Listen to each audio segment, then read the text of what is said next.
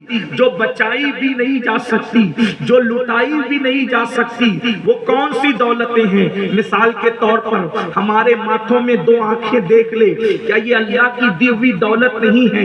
انسان کتنا مالدار ہے، انسان کتنا دولت والا ہے۔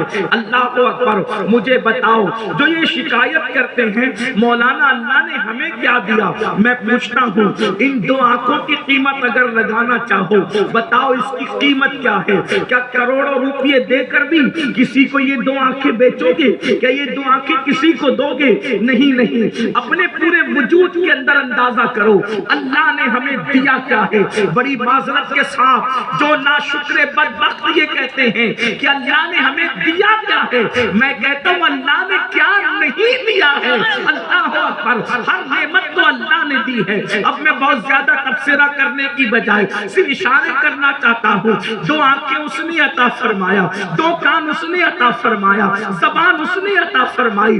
جا کر کے اس انسان سے پوچھو جس کے دو سامنے کے دانت کسی ایکسیڈنٹ کے اندر ٹوٹ گئے ہیں، جب وہ آئینہ دیکھتا ہے تو اس کو ان دو دانتوں کا احساس کتنا ہوتا ہے۔ اللہ اکبر۔ بتاؤ یہ وجود دیا، یہ سانسیں لے رہے ہو اور باہر کر رہے ہو، یہ ساری نعمتیں کس کی دی ہوئی ہے؟ اب مجھے بتاؤ، اتنا سب کچھ اللہ نے دیا لیکن مانگا کچھ نہیں، وہ تو بے نیاز ہے، اسے کچھ چاہیے بھی نہیں۔ اللہ اکبر۔ میرے آقا صلی اللہ علیہ وآلہ وسلم کے دیوانوں، لیکن خدا کی نعمتیں پانے کے بعد انسان زمین کے اوپر آ کر اللہ کو بھول چکا، اللہ کو فراموش کر چکا، اللہ کے قانون کو پیٹ کے پیچھے ڈال چکا، اللہ رب العزت کے فرامین کو پیٹ کے پیچھے ڈال چکا، اور آج انسان اپنی طبیعت کے مطابق زندگی گزار رہا ہے۔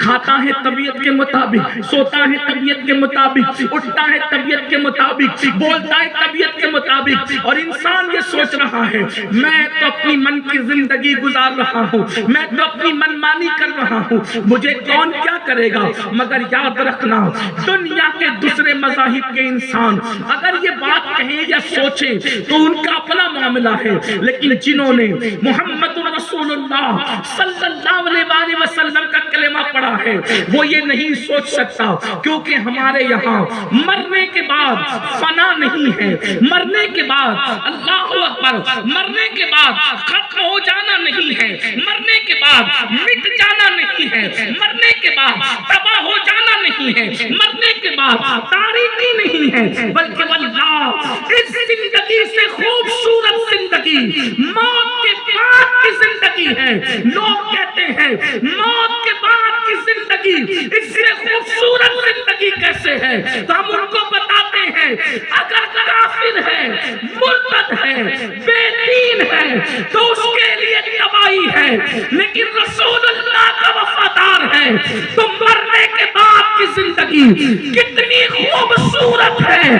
جب تک مرنا نہیں ہے گنبد خضرا دیکھتا ہے، اور مرنا ہے تو گنبد والے کو دیکھتا ہے۔ نعرہ تکبیر۔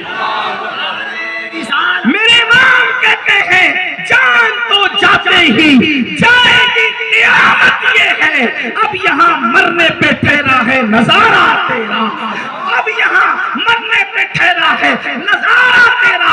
اور حضور تاج شریعت تو اور بڑھ کر بات کہتے ہیں، کہتے آپ کی طلعت کو دیکھا، جان دی قبر میں پہنچا تو دیکھا۔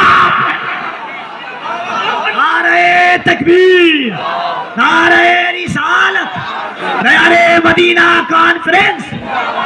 مومن کی موت بھی ان کو دیکھتے دیکھتے ہیں۔ میں آپ بہت محبت والے لوگ ہیں، لیکن اتنی چھوٹی سی عرضی اگر مان لے تو بڑی نوازش، آپ کا احسان